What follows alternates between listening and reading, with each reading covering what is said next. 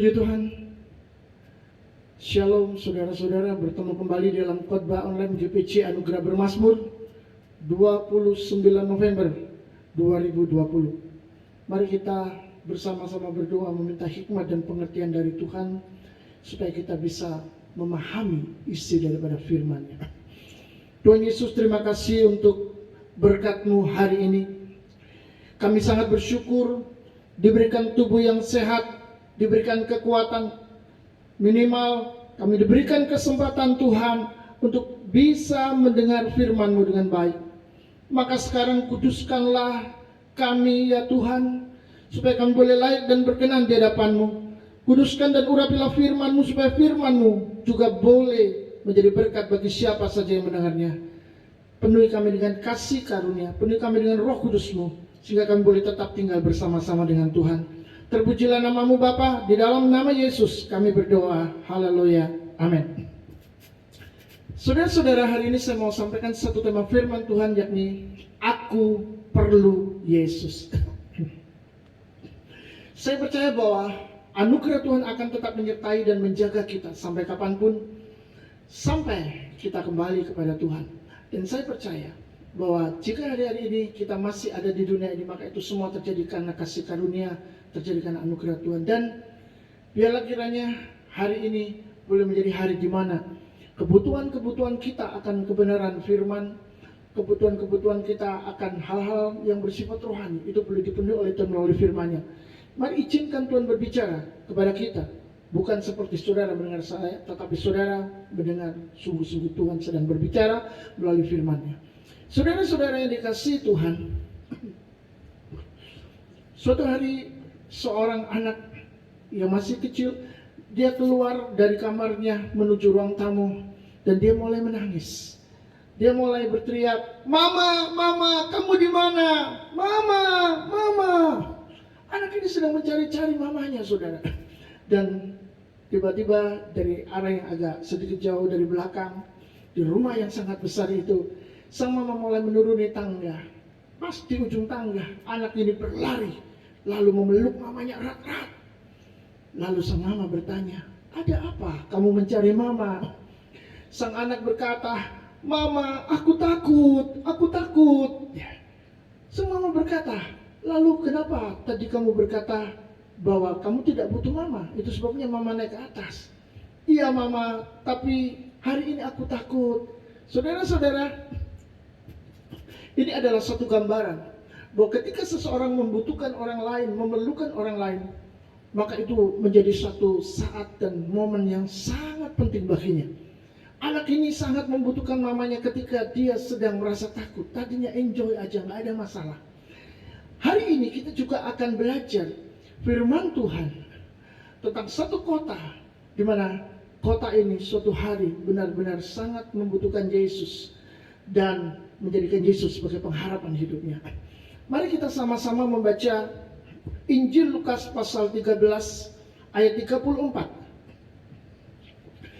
"Yerusalem, Yerusalem, engkau yang membunuh nabi-nabi dan melempari dengan batu orang-orang yang diutus kepadamu.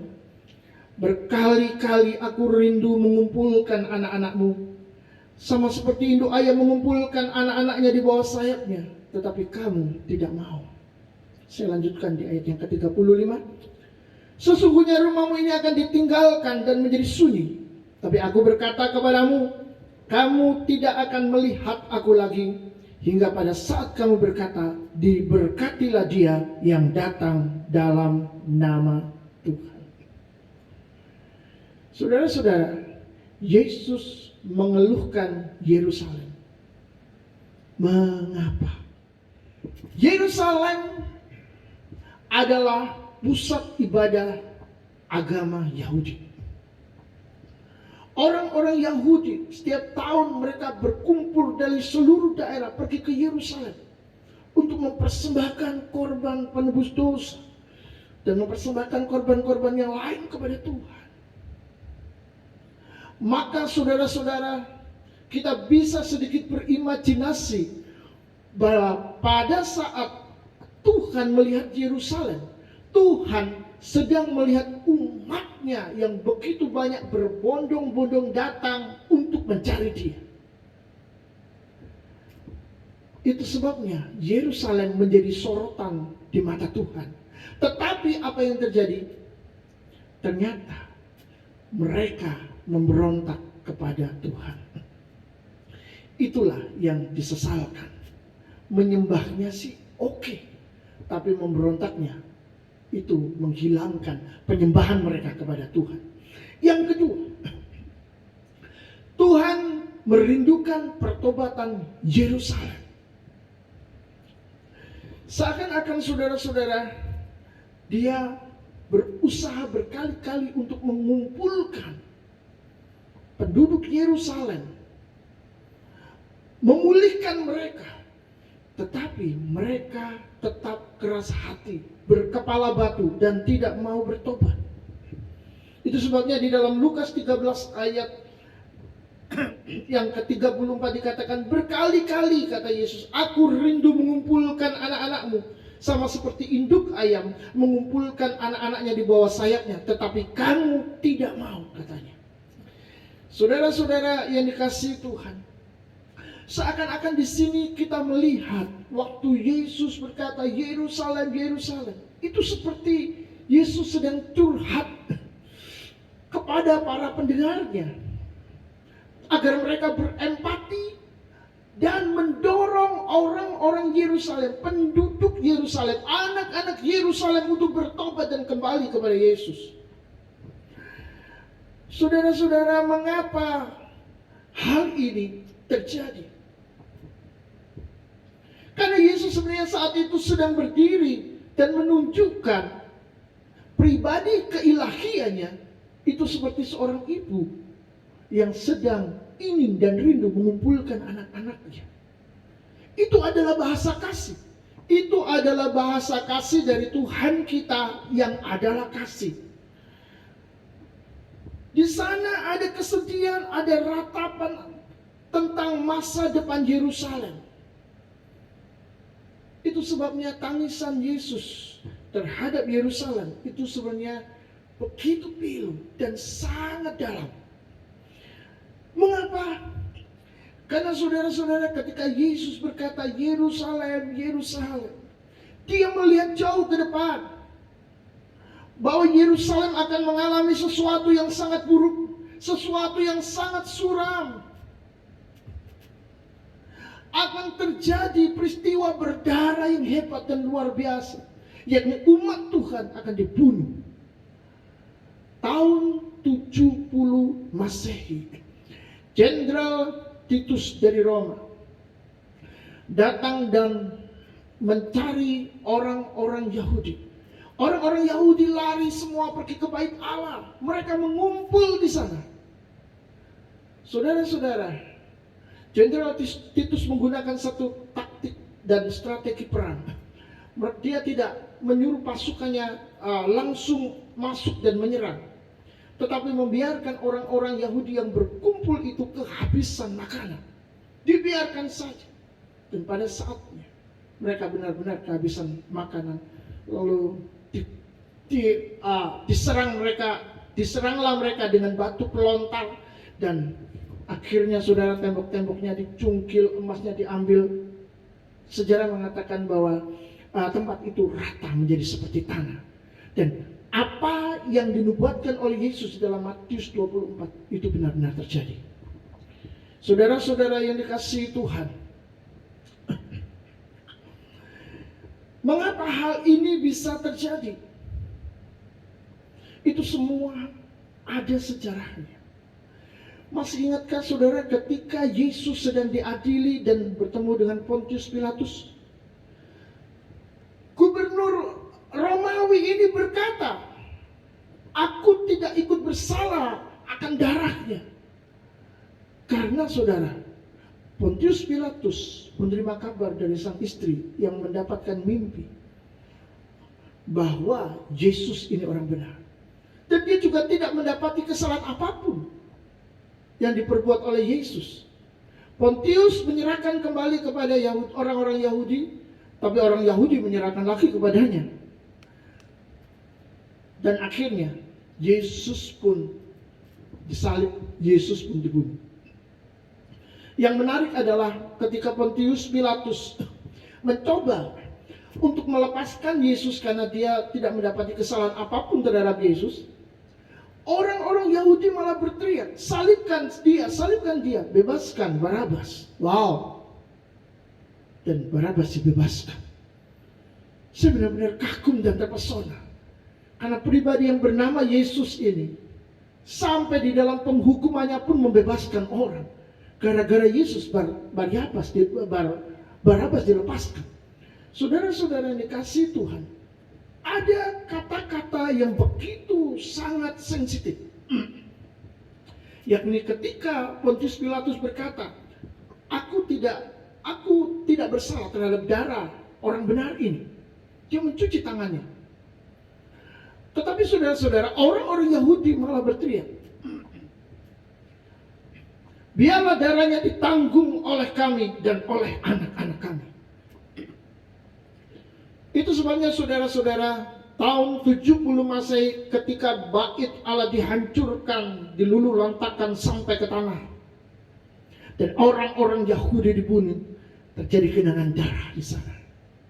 Dan itu adalah balasan daripada sumpah mereka. Biarlah darahnya ditanggung oleh kami dan oleh anak-anak kami. Dan untuk hal itu Yesus melihatnya. Karena Yesus bukan saja seorang manusia biasa, dia adalah Tuhan yang mengetahui segala sesuatu. Saudara-saudara yang dikasihi Tuhan,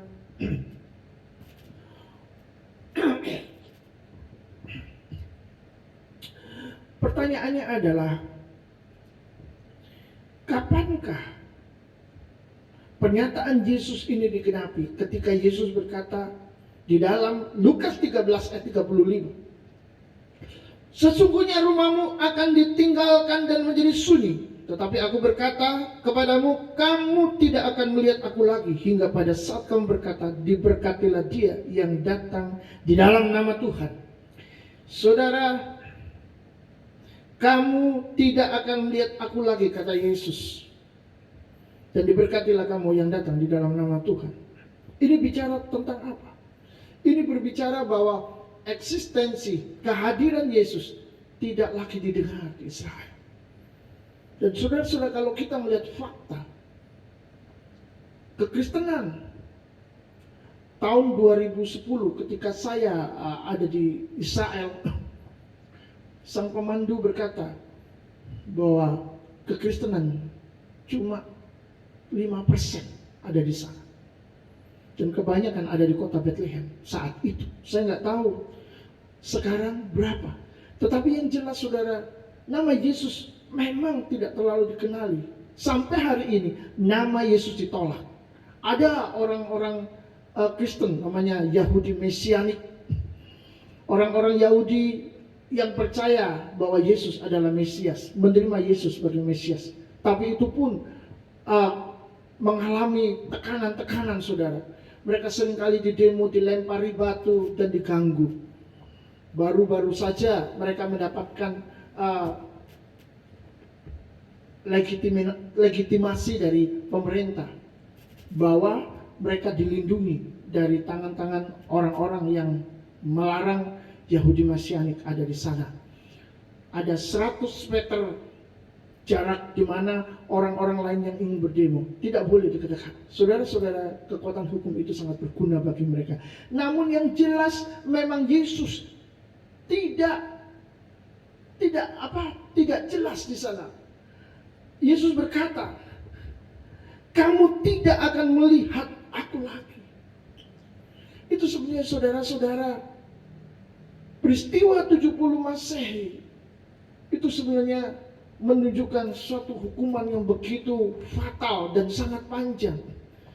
Sampai hari ini, setelah 2000-an tahun, orang-orang Yahudi tidak memiliki bait Allah. Itu sebabnya mereka selalu meratap dan menangis di tembok ratapan. Dan ketika saya sempat ada di sana, saya baru tahu bahwa orang-orang Yahudi kalau berdoa di tembok ratapan itu juga menangis, saudara. Mereka mengerang, nangis, saudara. Wow, begitu dalamnya rasa sakit yang mereka terima dari generasi ke generasi, dan itu tidak berubah. Mereka mengharapkan dibangunnya kembali bait Allah, dan nanti mereka sudah persiapkan bait Allah yang ketiga akan dibangun. Tetapi sekali lagi dunia ini ada di tangan Tuhan. Jadi kita lihat saja nanti. Yang jelas, orang-orang atau penduduk Yerusalem telah berdosa kepada darah Kristus. Karena mereka berkata, biarlah darahnya ditanggungkan atas kami dan atas anak-anak kami. Jadi kapan, saudara, mereka tidak akan melihat Yesus lagi? Akan melihat Yesus lagi? Yang jelas, ini sudah 2000 tahun dan Israel masih belum mau membuka hatinya menerima Yesus sebagai Tuhan dan Juru Selamat, sebagai Mesias. Pandangan mereka dengan pandangan umat Kristen berbeda. Mesias di pandangan orang-orang Yahudi bukanlah Tuhan, tetapi seorang manusia yang diutus Allah, dan secara revolusioner dia akan membangkitkan Israel menjadi bangsa yang superpower, bangsa yang kuat, bangsa yang luar biasa. Tetapi saudara-saudara, umat Kristen, orang-orang percaya, mereka melihat di dalam Yesaya atau kitab Nabi Yesaya bahwa Mesias itu adalah seorang manusia. Seorang putra telah dilahirkan dan namanya disebut orang Bapa yang kekal, Allah yang perkasa, Raja damai. Maka saudara-saudara, orang-orang percaya, umat Kristen mendapatkan legitimasi atau otoritas dari surga bahwa Mesias itu adalah Allah sendiri, karena dia adalah Bapa yang kekal, Allah yang perkasa. Jadi dia bukan cuma sekedar manusia biasa, tapi dia juga manusia. Disinilah perbedaan yang sangat tajam dan sangat kuat. Tetapi kita telah menerima kasih karunia, memperoleh hikmat dari Tuhan, bahwa Allah telah turun ke dunia menjadi manusia. Dan ketika Yesus datang, maka secara otomatis kitab Nabi Yesaya telah digenapi. Jadi saudara-saudara, akan datang masanya bahwa Israel akan bertobat menerima Yesus. Dan Yesus akan ada di sana. Mereka akan melihat Yesus lagi. Seperti Yesus berkata, hingga pada saat kamu berkata, diberkatilah dia yang datang dalam nama Tuhan. Ketika mereka berkata demikian, itu berarti mereka sedang membuka hati untuk Yesus masuk menjadi Tuhan dan Juru Selamat mereka. Dan ini luar biasa. Pertanyaannya adalah, apa sebenarnya yang melatar belakangi konteks dari ayat ini? Ternyata latar belakang dari konteks ayat ini, ayat Lukas 13 ayat 34 adalah Lukas pasal 13 ayat 23, yakni dari sebuah pertanyaan. Pertanyaan apakah itu? Lukas 13 ayat 23, dan ada seorang yang berkata kepadanya atau kepada Yesus, Tuhan, sedikit sajakah orang yang diselamatkan? Saudara-saudara, pertanyaan ini sangat simpel dan sederhana, tapi Yesus menjawabnya sangat panjang. Dan terlihat di sana bahwa Yesus menjawabnya begitu sistematis, satu persatu sampai kepada Lukas 13 ayat 34. Dia berkata, Yerusalem, Yerusalem, engkau yang membunuh nabi-nabi, melempari batu dan seterusnya. Aku rindu mengumpulkan anak-anakmu, seperti seekor induk ayam mengumpulkan anak-anaknya. Yang jelas saudara-saudara, ketika ada yang bertanya, sedikit saja ke orang yang diselamatkan, Yesus menjawabnya bahwa untuk selamat itu tidak mudah. Itu seperti berjalan melalui jalan yang sempit. Artinya apa? Hanya sedikit saja yang bisa lewat. Ada harga yang dibayar. Berdesak-desakan, dan sulit sekali untuk masuk ke sana. Lalu saudara-saudara, Yesus setelah mengatakan itu, dia membawa orang-orang itu kepada dirinya. Selalu seperti itu. Kalau kita melihat kitab Injil, maka kita menemukan Yesus selalu membawa orang kepada dirinya sendiri. Kenapa? Karena dia adalah jalan kepada Bapa. Tidak ada seorang pun dapat datang kepada Allah kalau tidak melalui aku. Dia adalah jalannya. Dan saudara-saudara, kita ingat bahwa Yesus selalu ditolak di mana-mana ketika dia memberitakan tentang dirinya. Sampai dia berkata, burung punya sangkar, serigala punya liang, tapi anak manusia tidak punya tempat untuk meletakkan kepalanya. Dia ditolak di mana-mana dan orang tidak mau menerimanya. Itu sebabnya saudara-saudara, Yesus ingin berkata, sama seperti yang sudah-sudah, aku pun ditolak lagi. Seperti para nabi yang dilempari batu, yang dibunuh. Saudara-saudara, Yesus sedang meramalkan bahwa kota Yerusalem akan dihukum oleh Allah. Sehingga Yerusalem akan bernasib menyedihkan, dan itu benar-benar terjadi di tahun 70 Masehi yang tadi kita dengar bersama. Jadi seperti apa sebenarnya Yesus berkali-kali ingin mengumpulkan penduduk Yerusalem yang tercecer dan keras kepala itu? Kalau dia berkata, aku berkali-kali ingin mengumpulkan anak-anakmu, salah satu tindakannya adalah bahwa Allah turun ke dunia untuk mengumpulkan penduduk Yerusalem bertobat dan diselamatkan. Yesus menjadi manusia untuk melayani umat Tuhan. Di dalam Matius pasal 20 ayat 28, Yesus berkata, sama seperti anak manusia datang bukan untuk dilayani, melainkan untuk melayani dan untuk memberikan nyawanya menjadi tebusan bagi banyak orang. Kita melihat sekarang bahwa Yesus datang untuk melayani dan menjadi hamba manusia. Wow. Seorang raja itu layak menerima kehormatan, menerima pelayanan daripada rakyatnya. Apalagi kalau Tuhan itu datang, maka dia layak menerima puji dan sembah, sorak-sorai, kemuliaan, gegap gempita. Para malaikat di surga turun memberikan suara-suara yang luar biasa dari surga yang membuat manusia terkagum-kagum dan terpesona. Tetapi saudara-saudara, ini di luar kebiasaan. Yesus memang luar biasa dan tiada tuanya. Yesus ketika turun ke dunia, dia tidak meminta kehormatan, kemuliaan dan pelayanan manusia.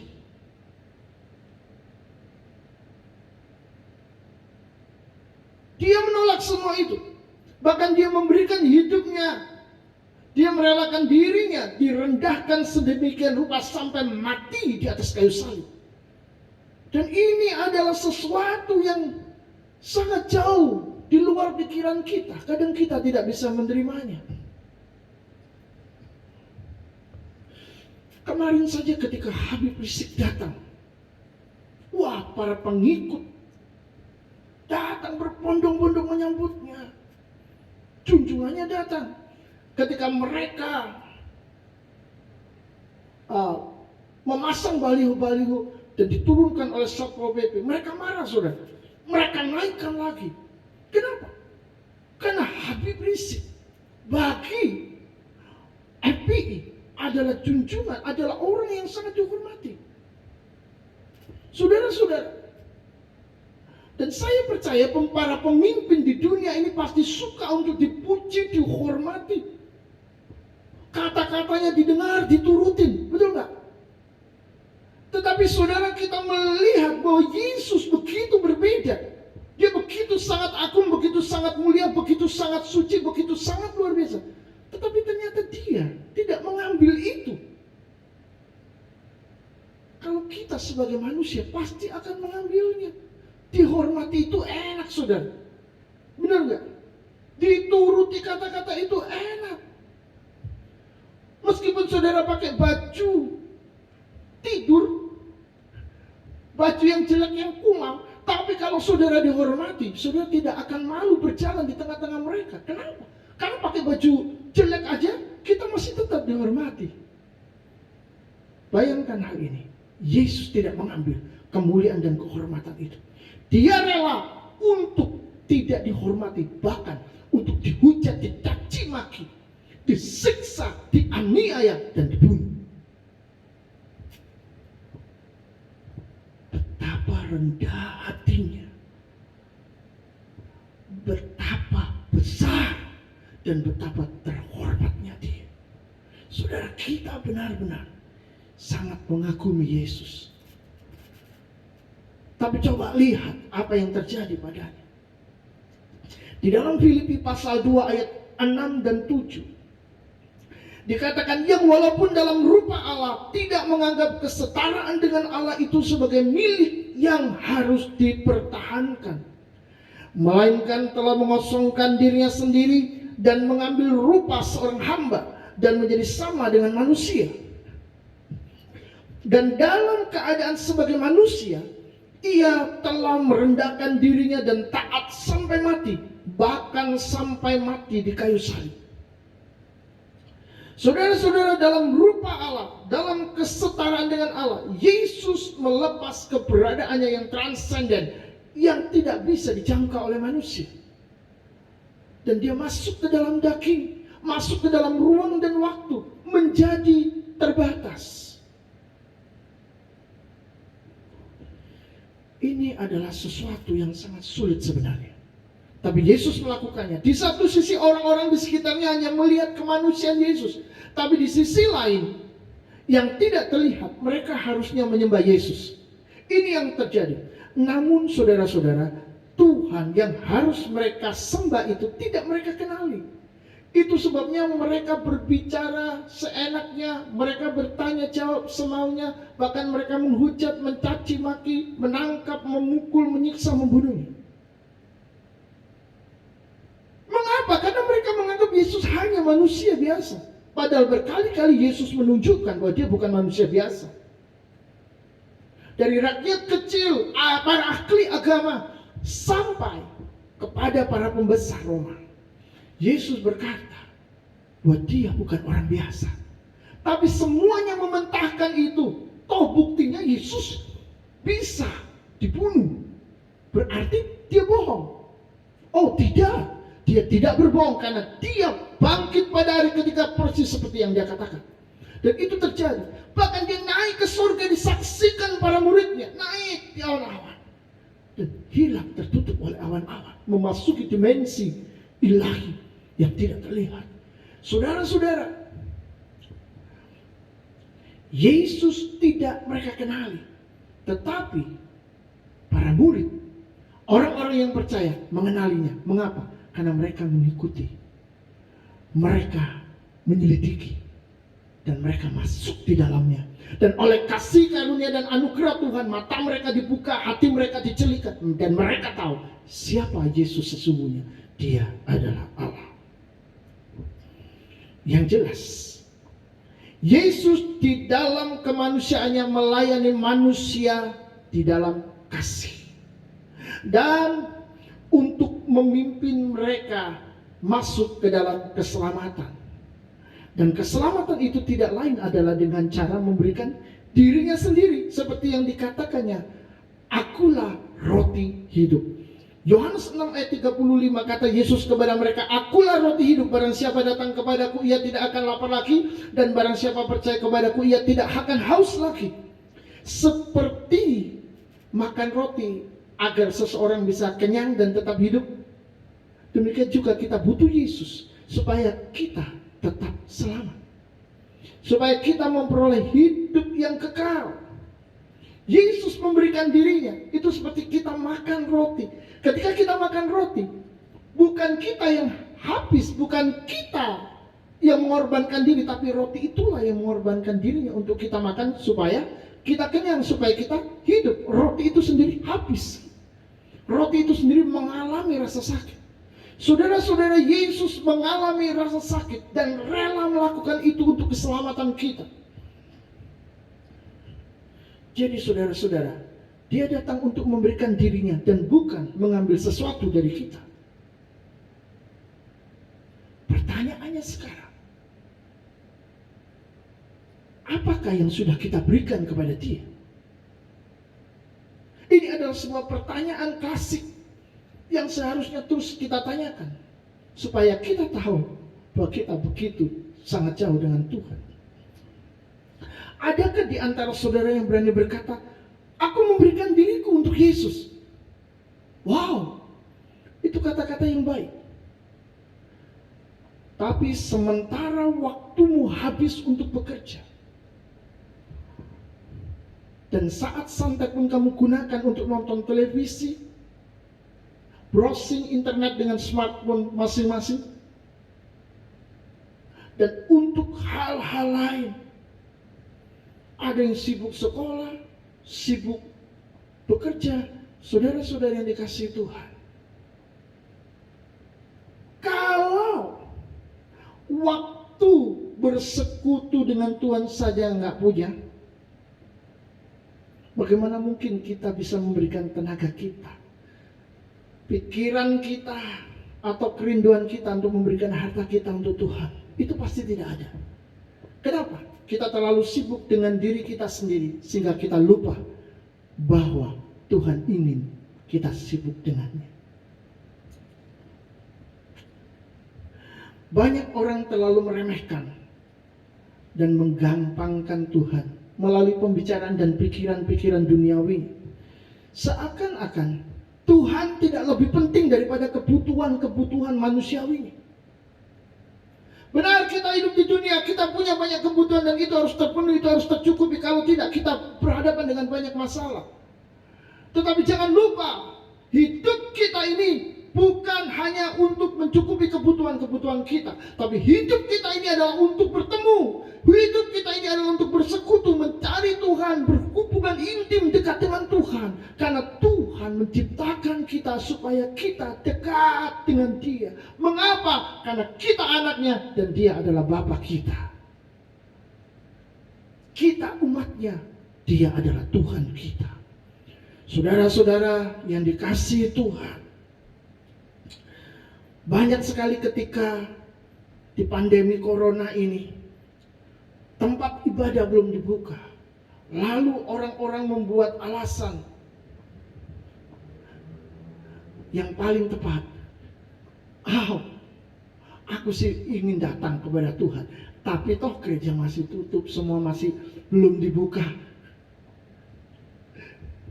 Saudara-saudara yang dikasihi Tuhan, ini adalah sebuah alasan. Ini adalah alasan yang dibuat-buat.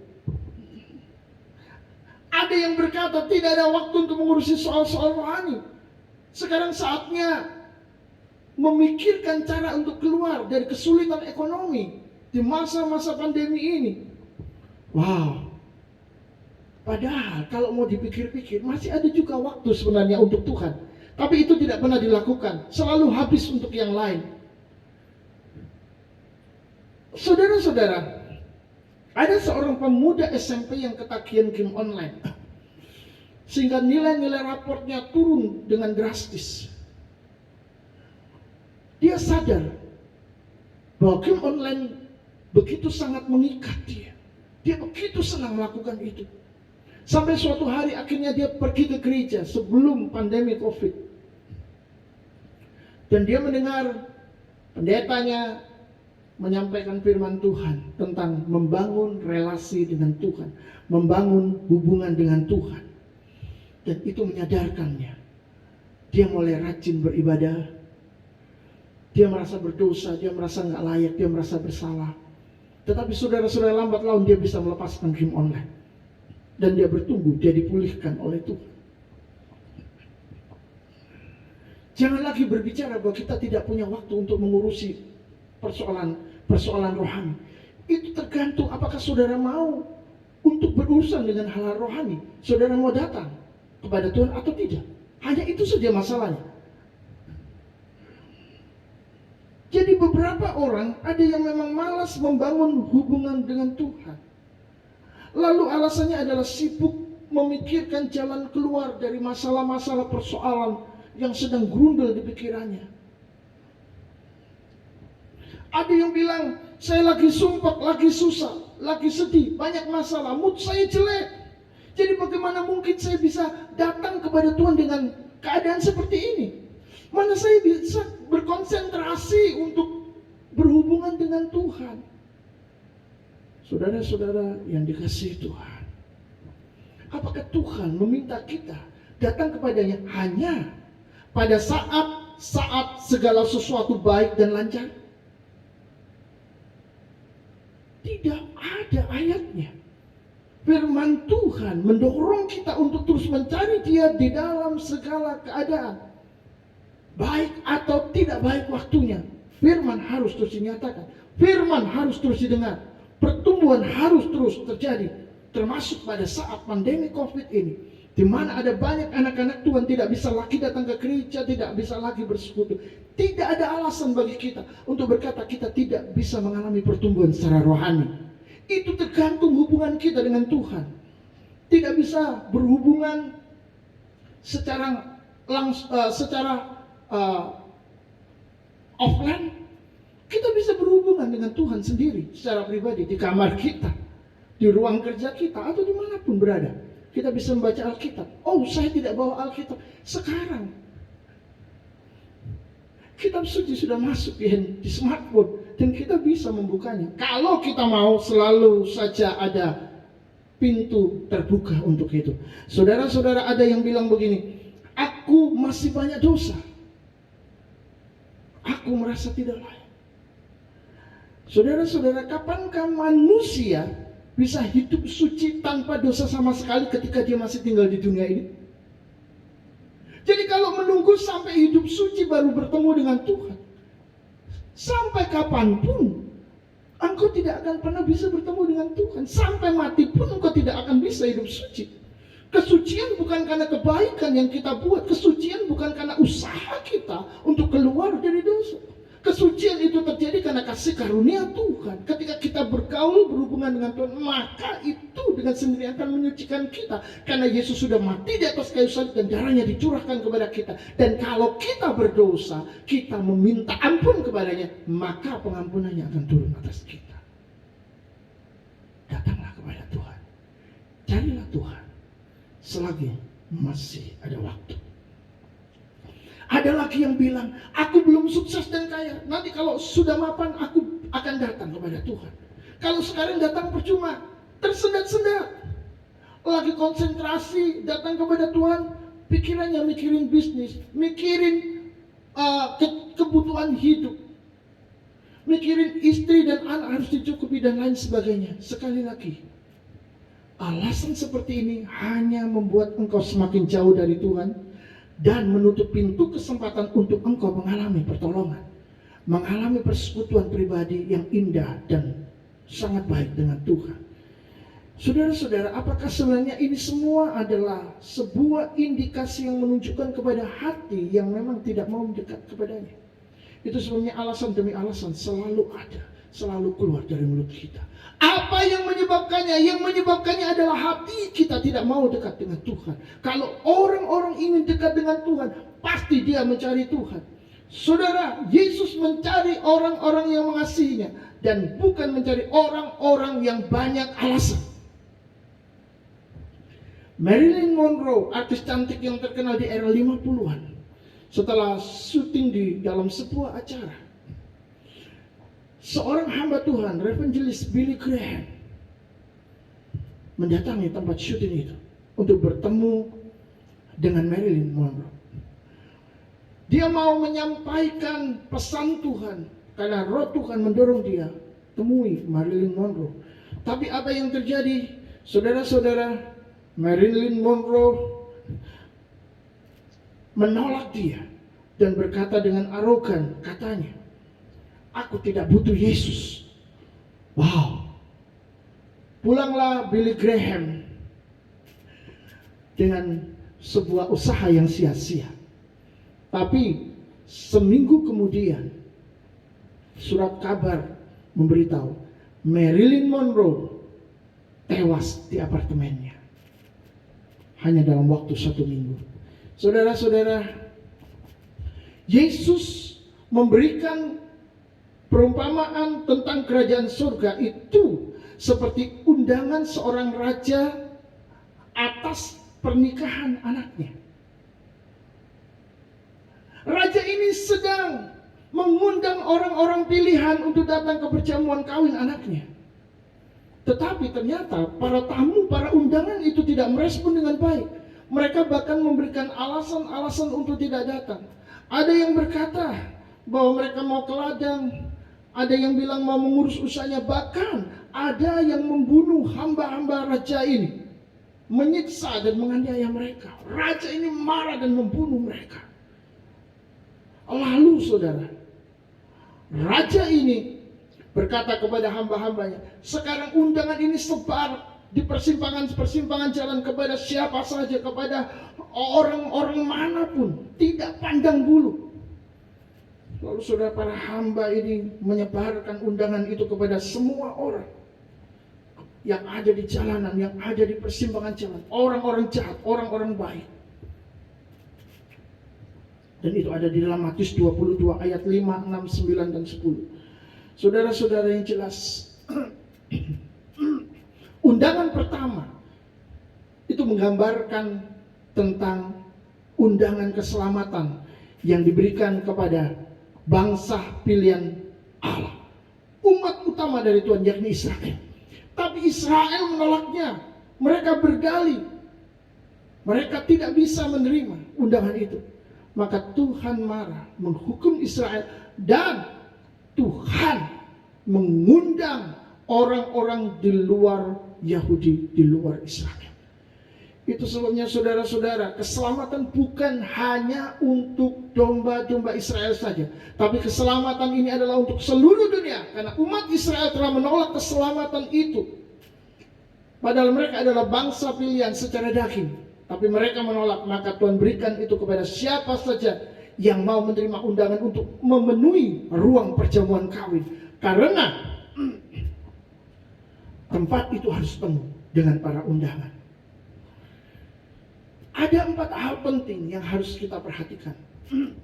Yang pertama, dosa di sebuah kota bukan cuma disebabkan oleh kejahatan-kejahatan umum yang terorganisir, tetapi juga disebabkan oleh penolakan kepada Yesus secara sistematis, yang dapat mendatangkan hukuman, bahkan bisa lebih besar lagi dalam skala negara atau skala dunia, bukan cuma kota Yerusalem. Saudara-saudara, hal ini ditunjukkan di dalam Lukas 13 ayat 34 dan 35, bahwa kesejahteraan kota juga ditentukan oleh penerimaan kota itu kepada kehadiran Yesus, pada kehadiran Injil yang merupakan wujud kehadiran Allah sendiri di dunia tentunya. Jadi berdoalah kepada Tuhan bagi kota Anda agar banyak hati yang terbuka untuk Yesus. Karena jika sebuah kota menolak, jika sebuah kota tidak mau menerima undangan dari Tuhan, maka Tuhan sendiri yang akan turun tangan menghanguskan dan menghancurkan kota itu.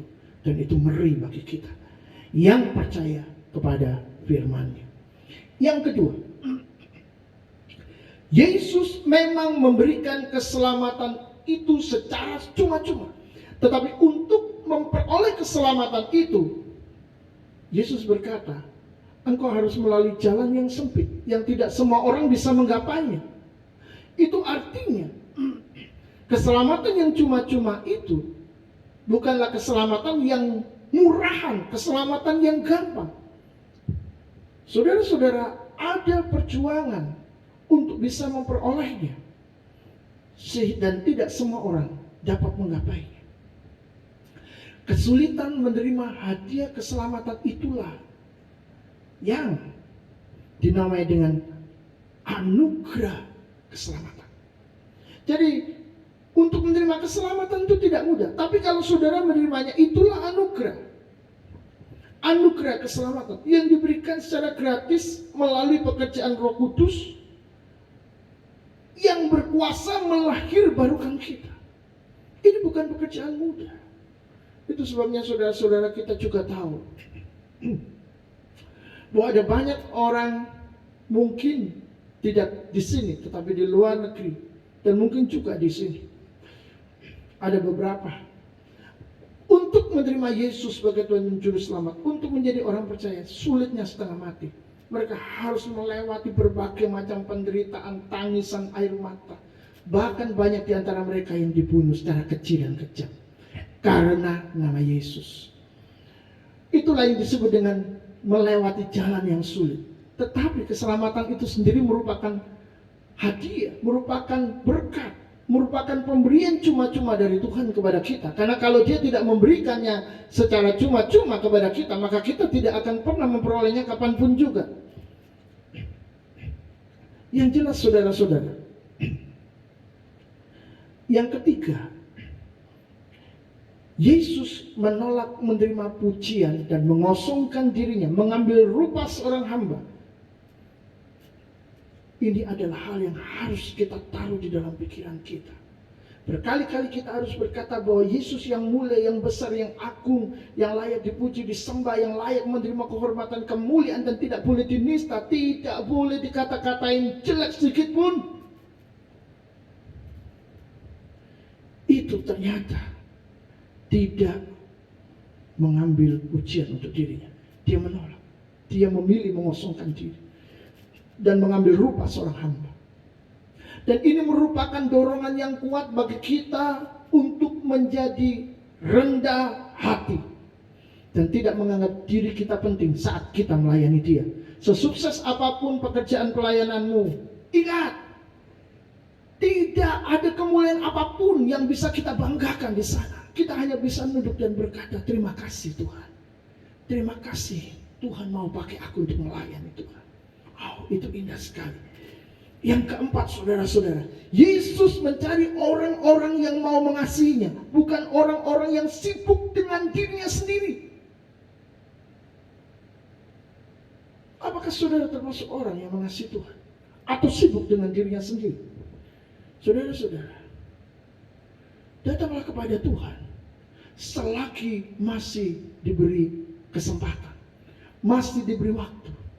Karena waktu hidup kita itu bukan milik kita, itu milik Tuhan. Kapanpun Dia mau ambil, itu bisa terjadi kapan saja.